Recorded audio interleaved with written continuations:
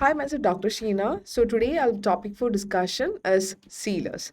So as we all know that once we have done the biomechanical cleaning and shaming of the root canal, the next step is the filling of the root canal with gutta percha and sealer to give a three-dimensional obturation of the material. So what happens is like it will completely seal the root canal, avoiding all the voids and discrepancies and giving a three-dimensional filling look. Now, what is a sealer? A sealer is any material. It is a cement which have a radio opaque characteristic so that it can be easily seen in the radiographs, which is used in combination with a semi-solid or solid core material like the gutta percha. There are certain ideal requirement which is required for a sealer that was given by Grossman. It should provide an excellent seal when set. There should be proper adhesion of the, when we actually apply the gutta percha, it should have an adhesion to the wall, and it should be radio opaque. Radio opaque means we should be able to see the material in the radiograph properly. It should not be staining. When we actually place the sealer within the tooth, and after sometimes it should not penetrate into the dentinal tubule to form a discoloration. It should be dimensionally stable, means that once it becomes set, it should not shrink or give a void appearance. It should be very easy to mix and be applied to the canal. So some of the function of sealers are, the four important functions like it should fill the discrepancies. As I said, it should actually completely fill the voids. It should have an antimicrobial property, binding property, lubrication action, means so that the gutta percha can be easily placed in the root canal, and it should be radio opaque in nature. So one of the question is like the purpose of root canal sealer is to seal the tubules of the dentine, stimulate healing in periapical region, prevent discoloration, fill the space between solid core material and pulp canal wall. So important answer is the most appropriate answer is it fills the space between the core material and also the dentine. Okay, that is, it give a hermetic airtight seal to the material. Now coming to the composition of the sealers. Sealers are of two type, mainly that is eugenolated and non-eugenolated. And nowadays medicated sealers are there. Eugenol means zinc oxide eugenol based sealers are there, and eugenol is again having two classification, the eugenol which we have with silver and without silver, and early with silver was used like Keir and also Procosol cement. But what was the problem was like silver often causes discoloration of the tooth. So what we did was that in eugenol the silver was removed, or silver free cements were used, that include the Grossman cement, Tubli seal, and also watch paste. Just memorize this chart. This is very important. So eugenol having silver with and without the silver is there. Non-eugenol contain all the other cements like resin-based cements like H plus, H26, Chlora is there, and glass ionomer cements, calcium phosphate cements. All these actually comes under the non-eugenol, that is the resin based sealers without any eugenol containing. Now, based on the principal ingredient, this is very important chart that you need to memorize. Again, eugenol is eugenol containing, non-eugenol containing. Polyacrylic based sealers are there. Polyacrylic means we have heard that term when we have studied GIC's liquid, right? So the GIC based sealers like GIC Keta is there, and also polycarboxylate cement based sealers are there. Then comes iodoform. Iodoform sealers were actually used for having that antibacterial action, and that is actually iodoform and Vitapex. Iodoform based is actually IV, thing like that. Iodoform is Vitapex. Next is calcium hydroxide based is there. It consists of, you can memorize it as VAACS. V for Vitapex, A for Apexit, other A for Apexit plus, C for CRSC paste, and S for Seal Apex paste. So this charts you need to memorize. Because of this composition only you would able to answer the question. The question might be like, what is epexit? What is the basic composition of epexit? So you should be able to actually memorize this chart and come to a conclusion that it is a calcium hydroxide based sealer. So zinc oxide sealer, eugenolated, non-eugenolated. Then the polyacrylic acid which we use contain GIC. Iodoform taste means memorize it as IV, that is Vitapex paste. Next is calcium hydroxide paste is VAACS, V for Vitapex, uh, A for Apexit, other for Apexit plus, CRCS paste and Seal Apex paste. Next comes very important one that is nowadays used in our clinical practice, that is resin based sealers. The resin based sealers are of three type: PEM, polyvinyl sealers, E for epoxy sealers, and M for methacrylate sealers. So first is a polyvinyl based sealer. Just write it as P is equal to D. Like we can write like this, right? Diaket and Diaket A, very important. Diaket and Diaket A is actually polyvinyl sealer. E is epoxy sealer. The sealers which we use in our clinical practice like H plus, H26 comes under this epoxy resin. The last is methacrylate. Methacrylate is actually the other sealers, that is actually Epiphany, Hydron and Fiberfill. So that is a method how we actually memorize this chart. First of all, resin based is the commonly which we used nowadays in our clinical practice.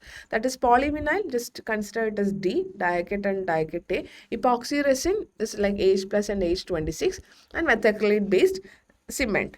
And silicon based cement is there, just know the name. Gutta-Flow is there, similarly Rocasil is there, Lee Endophil is there. So these are the important names that you have to memorize when you actually go for NEET preparation. So talking about the first cement, Keir cement and Rickards formula. First of all, we have already studied in this chart, like Keir is the first cement, that is eugenol with silver. So you can see in the powder and liquid there is zinc oxide on one side and olive oil, that is actually the eugenol, and there is precipitated silver, very important. So silver is actually the initial composition of the sealers. It is otherwise called as Rickards formula. So what is the advantage? It have very good lubrication property since it is eugenol. It have a germicidal property and it is having good working. We know that eugenol, we have a good working time of about 30 minutes and it can create a greater bulk also. Of course, we know the disadvantage is like because of the silver that is present, it produce a staining of the tooth. Next comes the Grossman sealer. So you need to memorize what is Grossman's paste. I've already discussed Grossman's paste when we had a discussion about the intracanal medicament. That is PBSC paste is called as Grossman's paste. This is Grossman's sealer. The Grossman sealer consists of again zinc oxide and eugenol on one side, and again it also consists of stabilized resin. It is like stabilized resin, name contains stabilized resin, sodium borate is there, R can be converted into B, so it is actually bismuth subcarbonate. Everything is there in the name itself. So Grossman sealer contain a powder and liquid. We know that it is a zinc oxide eugenol based cement. So Grossman S contains stabilized resin, sodium borate, R is converted into B, bismuth subcarbonate. All is there in this name itself. Now, as I said, when we studied in the intracanal medicament, whenever we hear the term N2, there is something called as formaldehyde. So, formaldehyde containing zinc oxide eugenol sealer is N2. So, as we all know, nowadays N2 is not used because formaldehyde is having a carcinogenic property. Indeed, it is actually stopped. Entomethazone is a corticosteroid based eugenolated sealer. Next is non-eugenol sealer cements. This is very important. First is Chlorapurcha. As the name suggests, there is chloroform. Because of the irritation that is caused by the normal eugenol, we replaced eugenol to chloroform. The other things are as such, and there is Gutta-Percha in here. So what we does is like we mix the chloroform and the Gutta-Percha, place it in the canal, the chloroform evaporate and they forms a greater seal. Next is Chlorapurcha is actually produced by two important method, that is Johnson-Callison method and Nygaard-Osterby method. Just know the names. So Chlorapercha, as I said, it is not a sealer actually, it is a method how we can seal the gutta percha, where we will mix the chloroform with gutta percha, place it in the canal, the chloroform evaporate and the gutta percha form a seal. So we know that again Chlorapercha is carcinogenic in nature, and sometimes studies have shown that when this chloroform evaporate, there is a chance of shrinkage of this gutta percha, and of course chloroform is going to irritate the periapical space, and also there is a chance of leakage too.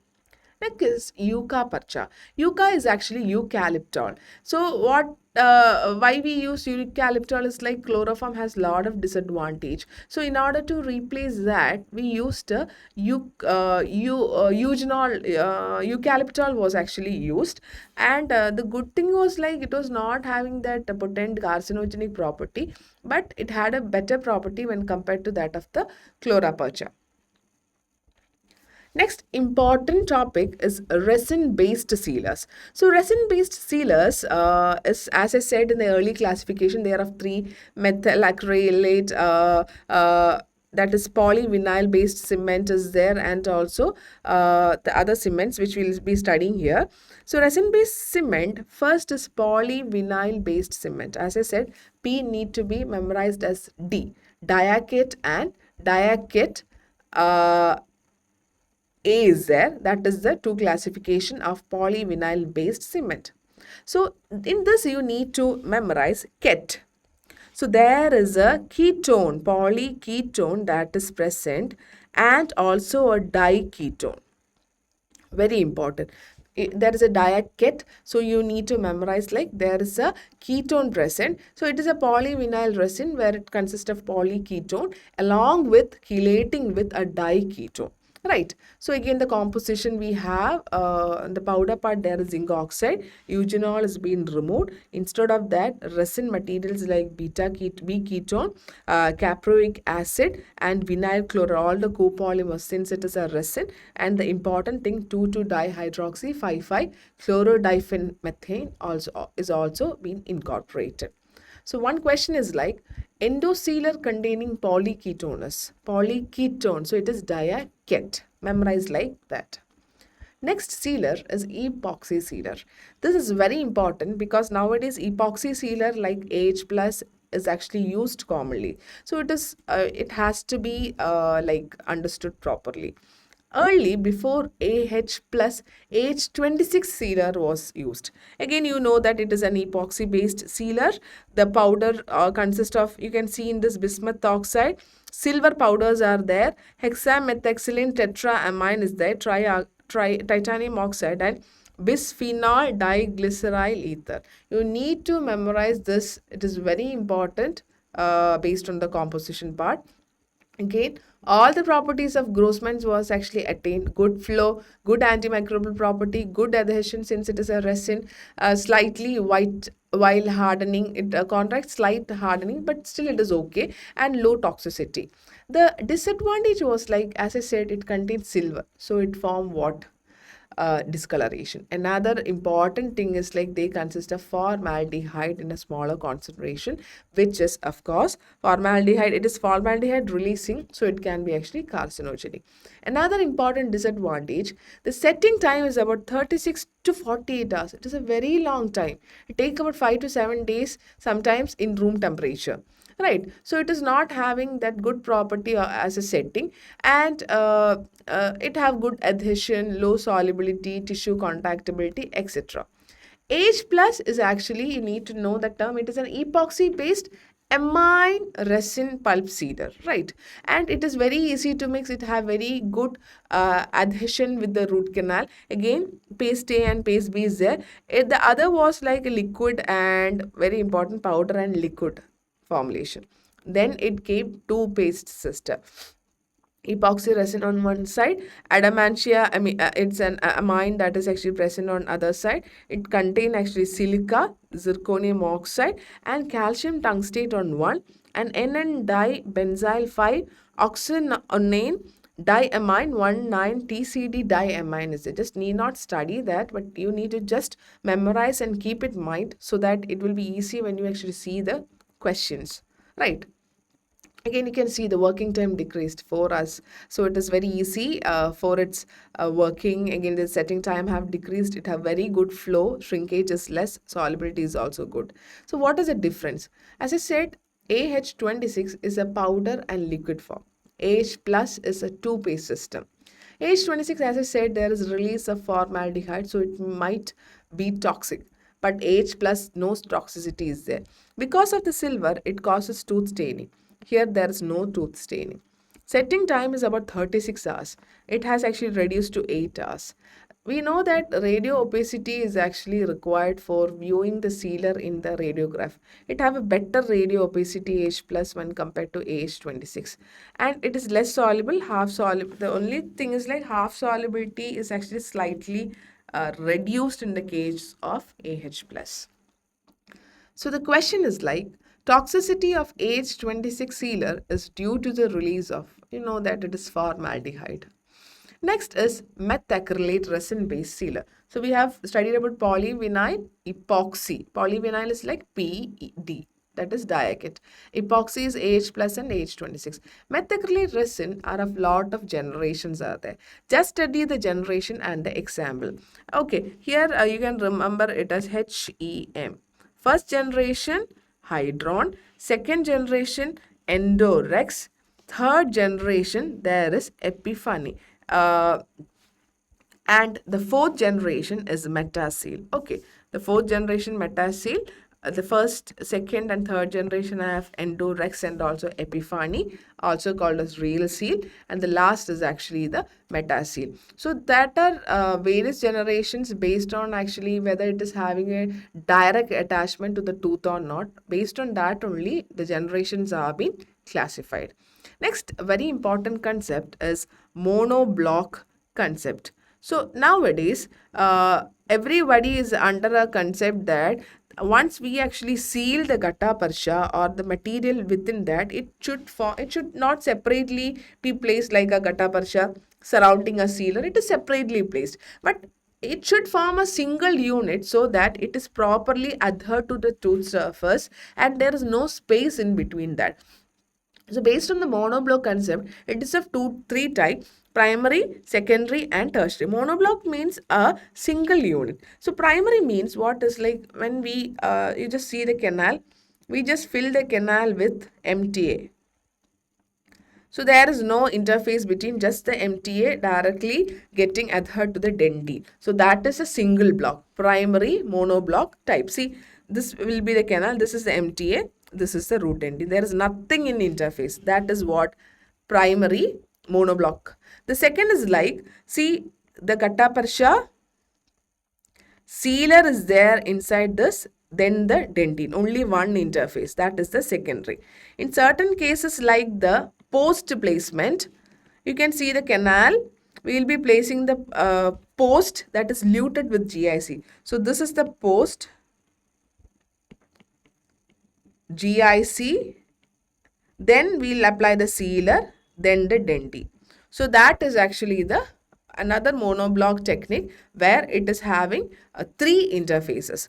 So the secondary have two circumferential interfaces, like where we actually apply the fiber post, etc. And tertiary is the last one where the Endorex system and active gutta persha is directly getting attached to the tooth surface. Interface is actually added. So three interfaces there. This you need to keep in mind. Three monoblock system, secondary monoblock system, and primary monoblock system. Monoblock forming a single unit. Last is the ceramic based sealer. Just know the names. Ceramic means the ceramic material is actually present.